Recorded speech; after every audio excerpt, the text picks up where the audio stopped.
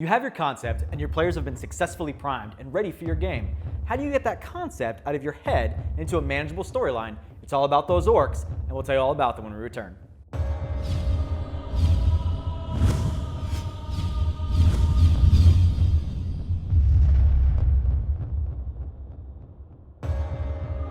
Welcome Game Masters to SRD, where our second-rate production will make you a first-rate GM. Today we're going to talk about getting that idea out of your head and into practice. This is step 3 in our 6-step process to becoming a better DM. If you haven't seen step 2, selling to your players, click here.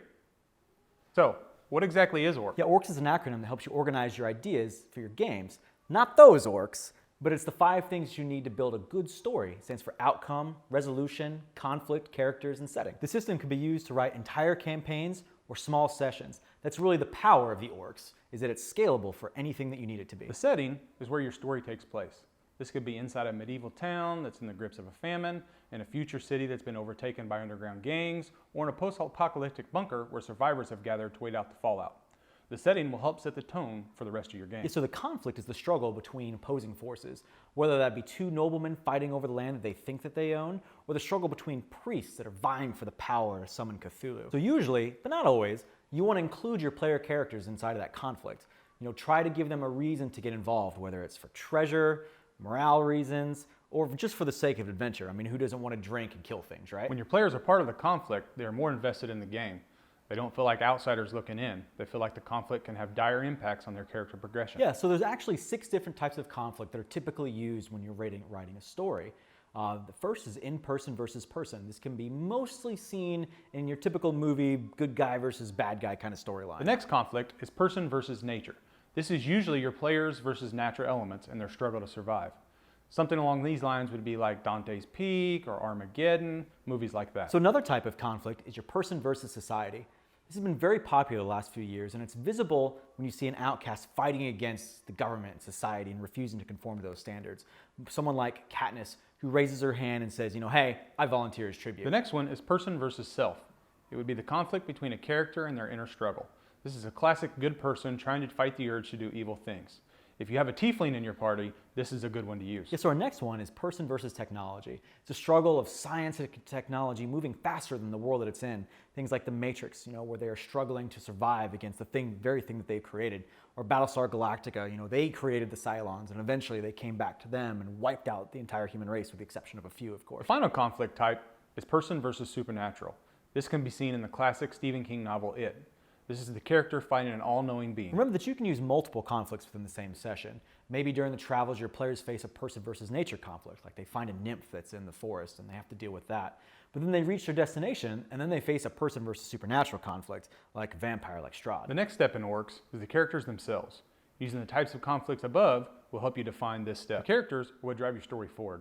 Or the merchant that wants to get his ring back from a bunch of brigands who ambush him on his way into town. Yeah, so make them think, both the non-player and the player characters. This will help you during the sessions, kind of role play those characters that much more. Jot down a few ideas on your character sheets or notes or whatever it is that you're using to keep track of those characters. This could be as simple as the things that they love and the things that they hate. Give them a goal. Every character in your world should at least have one goal, and that's that driving force that pushes them forward. Give the characters strong opinions.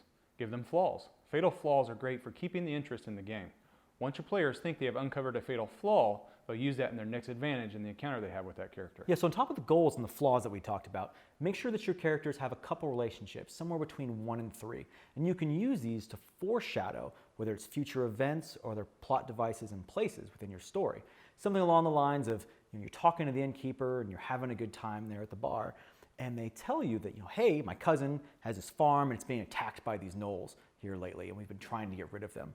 And so you've seeded that story, then now your players are like, there's our next area to go. This also drives subconscious thoughts in your players. Knowing that the innkeeper and farmer are cousins, you could gather this is a small town. If someone starts acting funny, other characters around town may help to decipher what's wrong with that character. Well, next we're going to talk about resolution. And this is the action that your players are going to be taking or dealing with to solve this conflict. A good example of this is the quest to deliver the ring, the fires of Mount Doom in Lord of the Rings. The whole resolution of that story was to get from the Shire all the way to the mountain. Another thing that you really want to do when you come up with your resolutions in your story is to make sure that you have a couple different ones. You don't want to railroad your players by only having one option to solve A to B. You definitely want to make sure that if somehow they do make that left turn, as they're going to, that they still can manage to get to the same place and solve that conflict in some form or fashion. And last is the outcome. This is what happens after your resolution. If this is your final session, this could be a short story about what happened after the dragon was slain, for instance.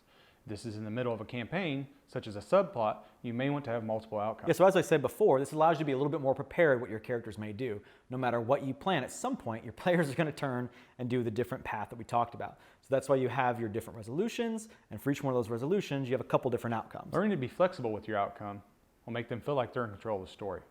Once you're proficient with ORCS, you'll be able to use this tool on the fly to improvise. So now that we've covered writing, you'll be able to join us next week on Step 4, which is all about game preparation. We'll cover what to do before every session, but before we go, let us know down in the underbits what methods you used when you're writing your stories. And again, there's those like and subscribe buttons. If you like us, hit that thumbs up, and please consider subscribing. Thank you very much, and we'll see you next week.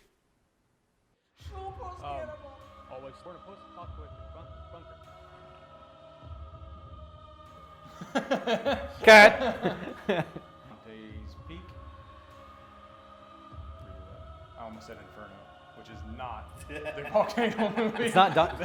Dante's Inferno.